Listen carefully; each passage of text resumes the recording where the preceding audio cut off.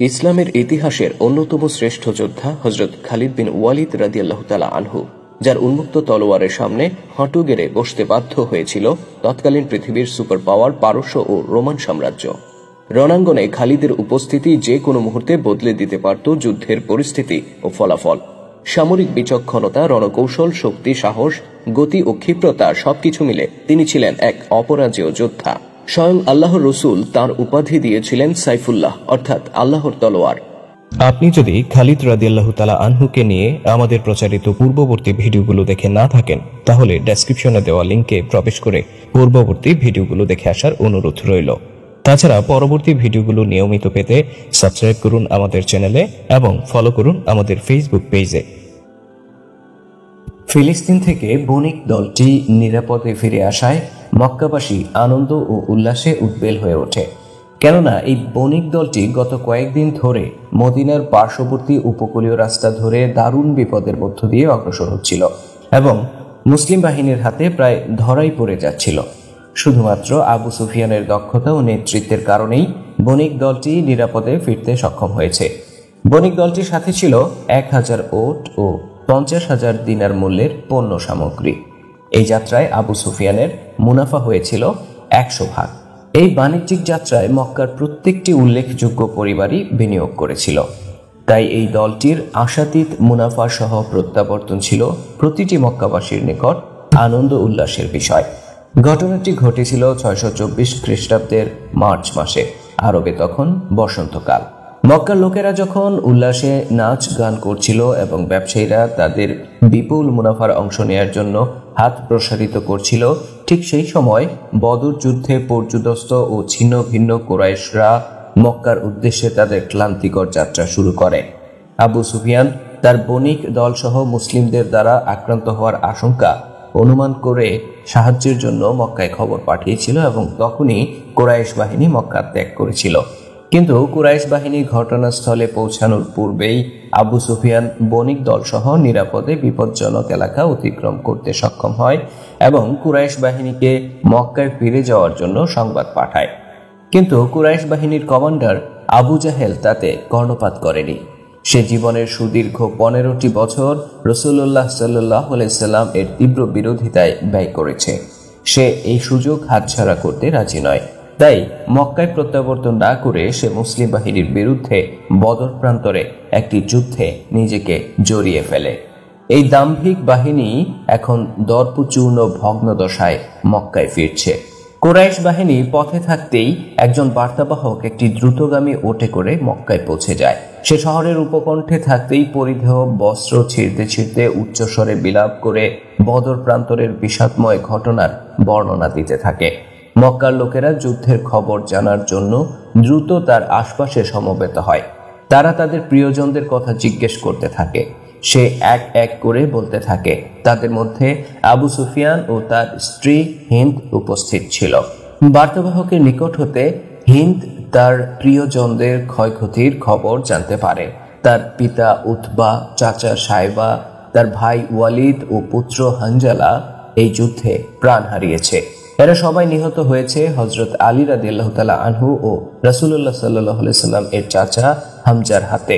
সে হামজা ও আলীকে অভিশাপ দিতে থাকে এবং প্রতিশোধ স্পৃহায় জ্বলতে থাকে। বদরের যুদ্ধ ছিল শত্রুর সাথে মুসলিম বাহিনীর প্রথম বড় সংঘর্ষ। 313 জন মুজাহিদের ক্ষুদ্র মুসলিম বাহিনী 1000 অবিশ্বাসীর বিশাল বাহিনীর বিরুদ্ধে পাথরের মতো কঠিন হয়ে দাঁড়িয়েছিল। ঘণ্টা দুয়েকের প্রচণ্ড যুদ্ধের পর মুসলিমগণ কুরাইশ বাহিনীকে পর্যুদস্ত করে ফেলে এবং কুরাইশরা বিশৃঙ্খলভাবে যুদ্ধক্ষেত্র থেকে পলায়ন করে। কুরাইশ বাহিনীর উত্তম যোদ্ধারা এই যুদ্ধে নিহত অথবা বন্দী হয়। মুসলিম বাহিনীর মাত্র 14 জন যোদ্ধার শাহাদাতের বিনিময়ে বদর যুদ্ধে 70 জন অবিশ্বাসী কুরাইশ নিহত হয় এবং অপর 70 জন বন্দী হয়। নিহতদের মধ্যে 17 জনই ছিল বনি মখজুম গোত্রের। এরা সবাই ছিল খালিদের চাচাতো ভাই বা ভাতিজা। যুদ্ধে আবু জাহেলও নিহত হয়। খালিদের ভাই ওয়ালিদ মুসলমানদের হাতে বন্দী হয়। বার্তাবাহক নিহত ব্যক্তি ও হত্যাকারীদের নাম বলছিল আর কুরাইশগণ তা হিসেব করছিল। হত্যাকারীদের তালিকায় হযরত আলী ও হামজা রাদিয়াল্লাহু তাআলা আনহুর নাম বারবার আসছিল। আলী রাদিয়াল্লাহু তাআলা আনহু নিজ হাতে 18 জনকে হত্যা করেন এবং অন্য 4 জনকে হত্যায় অংশ নেন। আর হামজা রাদিয়াল্লাহু তাআলা আনহু নিজ হাতে হত্যা করেন 4 জনকে এবং অন্য 4 জনকে হত্যায় আলীর সাথে অংশ নেন। তাই কুরাইশদের এই দুঃখ ভারাক্রান্ত সমাবেশে হযরত আলী রাদিয়াল্লাহু তাআলা আনহুর নাম বারবার উচ্চারিত হয়। ঘটনার 2 দিন পর আবু সুফিয়ান নেতৃস্থানীয় কুরাইশদেরকে নিয়ে একটি বৈঠক ডাকে। উপস্থিতদের মধ্যে এমন কেউ ছিল না যে বদর যুদ্ধে তাদের প্রিয়জনকে হারায়নি। তাদের কেউ হারিয়েছে পিতাকে, কেউ সন্তান, কেউ বা ভাইকে। উপস্থিতদের মধ্যে সবচেয়ে বেশি হট্টগোলকারী ছিল সাফওয়ান বিন উমাইয়া ও আবু জাহেলের পুত্র ইকরামা। ইকরামাকে সংযত করা ছিল খুব কঠিন ব্যাপার। তার পিতা বদর যুদ্ধে কুরাইশ বাহিনীকে কমান্ড করার বিরল গৌরবের অধিকারী হয় এবং যুদ্ধে প্রাণ হারায়। অবশ্য ইকরামার সামান্য হলেও কিছুটা সান্ত্বনা ছিল এই জন্য যে বদর যুদ্ধে তার পিতা এবং সে নিজে একজন করে মুসলিমকে হত্যা করতে সক্ষম হয়েছিল। তদুপরি সে তার পিতার হত্যাকারীকেও জখম করতে পেরেছিল, কিন্তু এতেও তার প্রতিশোধের তৃষ্ণা নিবারণ হচ্ছিল না। সে বৈঠককে বারবার এই মর্মে প্রভাবিত করছিল যে মহান কুরাইশ বংশের সম্মান রক্ষার্থে তাদের প্রতিশোধ নেওয়া উচিত। আবু সুফিয়ান তাকে উদ্দেশ্য করে বলে উঠল, যুদ্ধে আমিও পুত্র হানজালাকে হারিয়েছি, আমার প্রতিশোধের তৃষ্ণাও তোমার চেয়ে কম নয়। মুহাম্মদের বিরুদ্ধে একটি শক্তিশালী অভিযান প্রস্তুত ও পরিচালনা করতে আমি হব প্রথম ব্যক্তি। আবু সুফিয়ান নেতৃত্ব লাভের পর 2টি নির্দেশ দান করেন, যার প্রথমটি প্রায় সকলেই বিনা বাক্যে গ্রহণ করে। প্রথমটি হলো, বদর যুদ্ধে নিহতদের জন্য কেউ কান্নাকাটি বা শোক প্রকাশ করবে না, কেননা চোখের পানিতে মনের তিক্ততা ধুয়ে মুছে যেতে পারে।